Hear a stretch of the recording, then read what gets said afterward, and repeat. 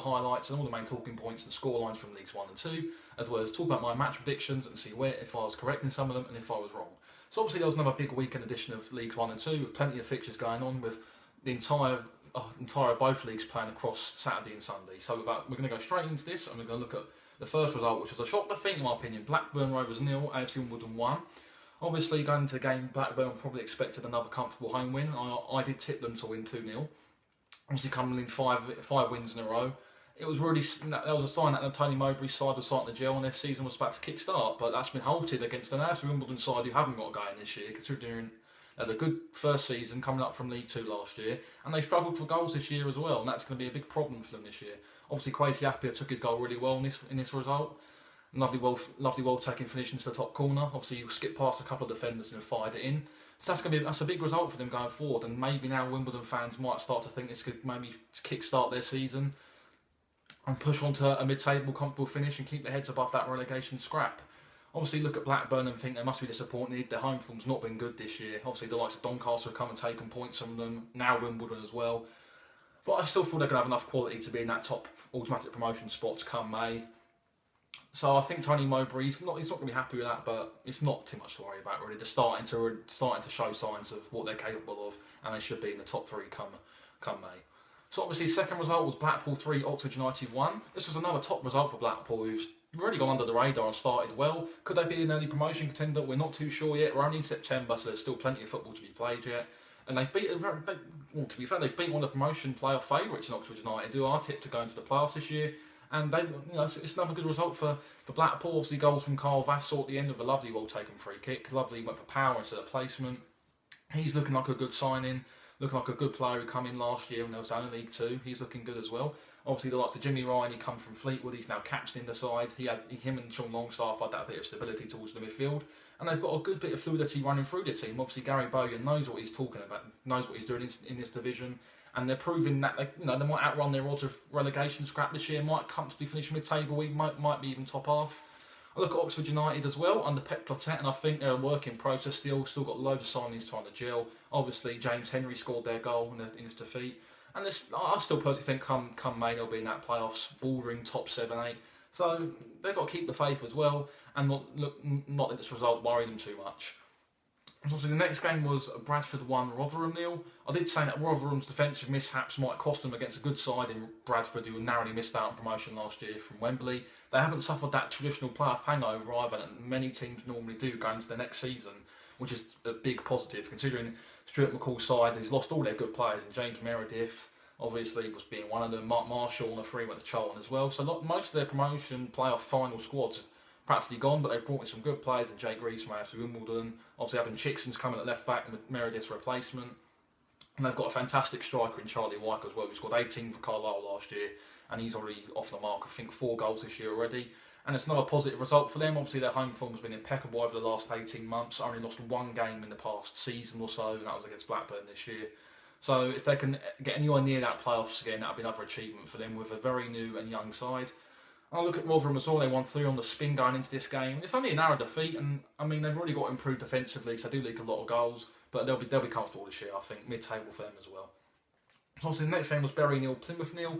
Now both sides didn't want to lose this game. It was one of them games where both teams were fighting for their lives at the bottom, and they looked at this fixture and pinpointed this as a chance to get back to winning ways. Obviously that happened, but it's still a good point for both sides. Keeping a clean sheet away from home for Plymouth will look a better result. Obviously Luke McCormick got man of the match. He made some fantastic saves, and he's actually not a bad goalkeeper for them as well. I look at Bury and I think, under Lee Clark, they've got a lot of quality players in there. Chris Maguire, Beckford, Harry Bunn. And they've got some top players there. Also Tom Aldred coming from Blackpool as well. And they should be doing better than what their league position suggests. But obviously there's no divine right to be where you are, and they've struggled this year, and they're down there where they are. So they have to find goals quickly to push up the table. The next game was another shock result. Gillingham 1, Charlton 0. Gillingham's first win of the season as well. It pushed them just out of that relegation scrap, because this could be a long season for Gillingham. I think they've got a massive lack in quality. Obviously Tom Eaves got the winning goal in that game, and he's proven to be a good signing on a free transfer from Yeovil. He's definitely what they need in this division, a big long target man who can go direct, and that allows them to have something different up front with the likes of Wilkinson as well, who's similarly built but he's more mobile compared to Eaves. And I look at Charlton and think their midweek stumble up at Wigan wasn't really nothing to worry about, and they had to come to this game in a derby match really, and come to Priestfield and get a solid result with a big away following behind the goal. And to me, Charlton, if they want to get into this playoff automatic spots and that, they have to be looking at these type of games and winning them against the lesser teams, no matter home or away. And they've got a relatively small squad down there, albeit a very good quality squad. But the small squad over a 46-game season is going to catch up with them, and they have to be looking at these teams and winning. So obviously, next match was MK Dons 3, Rochdale 2. I did tip this to be 2-2. I knew there to be plenty of goals in this game. But MK Dons and Robbie Nilsson seems to be doing okay. They've got a nice little balance of squad, youth and experience down there. They seem to be doing quite well in themselves. And Rochdale, they always have a slow start. They had a terrible start last year, but Keith Hill knows what he's doing. And they finished well last year, so they may be looking to put a slow start behind them, but they can't afford to be playing catch-up again if they're looking for the playoffs, because these points you're losing now will all add up towards the end of the season. I look at MK Dons and I think they could finish in the top half. I don't know really their playoff material, but they've got a fantastic squad on paper. It's got to really see if they can string some results and consistency together. They can push them up the table. They've got a good manager and a good group. And yeah, we can basically see what happens with them. Obviously, the next game was Oldham 1, Shrewsbury 0. I mean, Paul Hurst at Shrewsbury is working wonders. Unbeaten in the league this season. I think 6 points or 5 points clear at the top of the league now as well. They could do a Huddersfield this year if they keep playing well. Shock everyone and go up another division. I mean, Paul Hurst's a fantastic manager. I rate him a lot. He's got a good little squad down there. Obviously, Stefan Payne scored a good goal as well. He's looking like a good signing from Barnsley. He was obviously there last year as well and scored plenty of goals. Look at Oldham as well. John Sheridan's side, they're very unlucky this season. You know, they've not had the rub of the green at all. They've got some top little players down there. Owen Doyle obviously got sent off. They're going to miss him. He obviously scored a goal as well Saturday, and they're going to miss a big focal point up front for them. Whether or not they can push higher in the relegation scrap again for the last couple of seasons, which they've been associated with, not too sure. This could be a long season for Oldham if they don't buck up their ideas and start trying to put together some good league form. So obviously the next game was another shock result in my opinion. It was Pompey 4, Fleetwood 1. Obviously Portsmouth did need this win, coming off the back of a 3-1 defeat and then back-to-back defeats against Rotherham and Northampton as well. So it was good to come up against a promotion rival in Fleetwood, who I think will definitely be up there again this year. Got to the semis last year in the playoffs. That was a massive scoreline, 4-1. I mean, Portsmouth, they got a fantastic group of players again, like most of the teams in this division. Brett Pittman scored again. He's an absolute shrewd acquisition by Kenny Jackett. And I think they'll do well this year, Portsmouth. I think they're expected to be in and around that top half. I think they'll achieve that comfortably. While I look at Fleetwood and think, can they replicate the form they had last year? They got a good striker in Devante Cole, who was going to go to Sheffield United on deadline day, but didn't. Luckily, Fleming move fell through. He took his goal well Saturday as well. A lovely little cross and the volley into the top corner. So basically, both these sides I think will be in and around that. It's a wide open league this year, and I think both these sides will be in and around the top come May. So the next game was Northampton, and they drew 2-2 at Southend. Obviously, they were 2-0 up. And Jimmy Ford-Hasselbank, I think he's found the key to most of these good players. He's got Matt Crooks scoring goals. He scored 3 in his last 3 games, and he's really starting to get a good shoot. Now, this squad, that's on paper a very good squad as well. They got some talented players in there. They've got a fantastic midfield in Grimes and Matt Crooks with Matt Crooks as well. Chris Long up front, he's looking a good signing. Obviously, Leon Barnett got the other goal as well. Obviously, Hasselbank knows what he's doing in this division. That QPR, there's a few off the field problems as well that kind of shook him and prevented them from doing a good job. Obviously, he won the league, left Burton Albion in a good position with the League One title. And I think they'll do a good job here. He's starting to pick up results and making up for lost ground, and they're starting to push up the league.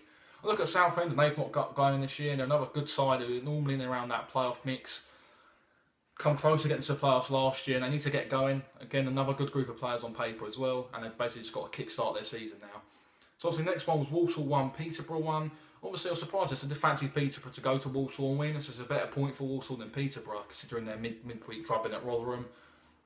So both sides will look at this and think it's not a bad point gained. I think Peterborough now are going to start to fall away from the top, I think. They've got a good squad, don't get me wrong, but I don't think they're going to be in and around there come May. I think they've got a small squad and they're going to get found out, I think. And I think Walsall this year will do well to avoid a relegation scrap. So the last game of League One was Wigan 3, Bristol Rovers 0. Wigan have done superb this year. Back-to-back wins at Charlton as well. Tough place to go this year. And they've gone to against Bristol Rovers, who haven't got going this year either. Similarly to Southend, another good team who are normally in around that top 10, haven't got going this year. And Darryl Clark's, he's had set-piece problems this year. They can't defend set-pieces, as we've seen. And you've got to think when they're going to get going this year as well. But I look at Wigan and I think solid. They'll be in that top 5 this year. They're getting wins on nearly every week. Paul Cook's come in from Portsmouth last year. He's looking solid. Let's quickly, we're going to go into League Two and pick out a couple of results as well. Obviously, Mansfield are consolidating their promotion push, a big win up at Lincoln. Danny Rose with the goal. I mean, Steve Evans, like the Donald Trump of League Two, in my opinion. And yeah, he's really starting to get a good tune out of his good squad as well. And I thought Lincoln were unfortunate to have a handball from David Murphy. Mansfield centre half blocked one of the shots from Matt Green, I think it was. It clearly hit his arm. Referee didn't give it. But in this league, and that rub, if you get the rub of the green when you're near the top, then definitely. And I think Mansfield is their league to lose this year, as I've said many times before. They're looking like they're finally stringing some results together after an average start, and they're definitely going to do well this year. Obviously, next one was Cambridge United 2, Coventry 1. Obviously, Cambridge have had a good start this year as well. Better than the start they had last year. I think even around this time last year, they still had a league win. So it's good that they've got quite a few on the board now. They're in 7th place, just occupying the last playoff place as well. And I think up front this year is going to be crucial for them. They've signed Jabo Abere from Carlisle, who got one of the goals. Obviously, Uche Piezu as well, who scored a very good goal. 2 headers as well, in a position, in an area of the pitch where they were quite light last year, and it did cost them any sort of chance of getting a playoff push. Obviously, they've stocked up well in the striker department with Adebayo Aziz as well. He had something different with a bit more pace and directness, so they've got plenty of ability. Obviously, David Ford as well had a good game in between the sticks, made a couple of crucial saves. I look at Coventry and think they was unlucky not to get anything from the game. They had a hatful of chances, and David Ford, to be fair to him, the Cambridge United keeper was on fire, kept pulling off save after save, so it's one of them games where the keeper had a blinder, and David Ford's a good quality keeper as well, to be fair to him. So looking down, obviously, Notts County won. They beat Crawley 1-0. Obviously, Kevin Nolan's now side are being tipped for promotion, and rightly so, because they've started the league season very well. So Nottingham Forest only George Grant scored another goal. I mean, he's looking a very good loan acquisition as well from local rivals Nottingham Forest. And I think Kevin Nolan's done well down there. He said before the transfer window shut that any players he wants to sign for this club ain't guaranteed first team football. They've got to earn it, which I think is a good way for a manager to say they can't. If they want to be in the first team, they've got to earn it. And I think that mentality is radiating through onto the pitch. They've got a good group of players down there, and they're starting to grind out some good results. I look at Crawley, I think they'll be in and around that bottom half this year. Obviously, Harry Kewell's picked a tough gig to start his first managerial, embarking his first managerial job at Crawley. I mean, they've got some okayish players. They lost Matt Harrold to Leyton Orient, who I thought they really should have kept because he adds a different dimension up front. He's a good target man as well. So I think they're definitely going to struggle this year. Obviously, Swindon beat Stevenage 3-2 to get their first home win of the season. Luke Norris scored one of the goals in this game as well. He's looking a good player. And I like Swindon this year. I think they'll surprise package for the playoffs. Obviously, David Flitcroft's gone in there, and he likes his wide men in there. He likes a Paul Mullin to flourish under him. They've had a recent wobble at home. The home form's not been too good this year, so it's mightily important to get that home win as soon as possible. And they obviously have come through against Stevenage well. Obviously, Keshi Anderson got another goal in this game as well. Loan signing from Crystal Palace, who's obviously played at a high level with the likes of Northampton last year. And I think they're going to do well this year. They're looking like they're getting back-to-back wins as well. They beat Luton on the road 3-0, so they look like a good side. Look like a good team who are starting to pick up form at a good, crucial time, and they're going to probably start to kick on up the league. And as quickly, we're going to look at one more. We're going to look at 2 more games actually. Exeter 3, Crewe 0. Obviously, Exeter are now running away with this league, in my opinion. No playoff hangover from last year. Obviously, narrowly defeated in the final, and they're consolidating their place at the top, and rightly so, against the Crewe side, who have had back-to-back defeats as well. Against Cambridge United at midweek at home. Obviously, they've gone to Exeter, and they've tripped up again against a very good side who are full of confidence and don't look like that playoff food who's actually haunted them at all. I think they could challenge Mansfield for a championship this season, I think, in League 2.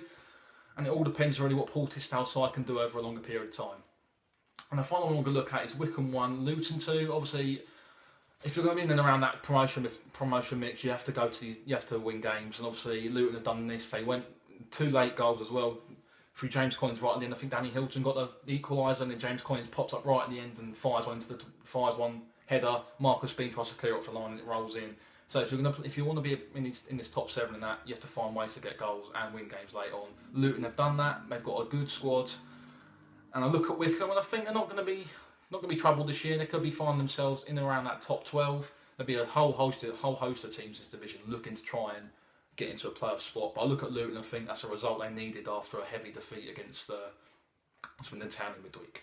So that is my EFL review number 2. The next video, I'm not too sure when it will be because there isn't any games till the weekend. We might do a Carabao Cup preview of the scores and predictions as well, but we'll have to wait and see on that one. So hopefully you hit the thumbs up and like it, and subscribe as well if you're new, and I will see you on the next video. Thank you.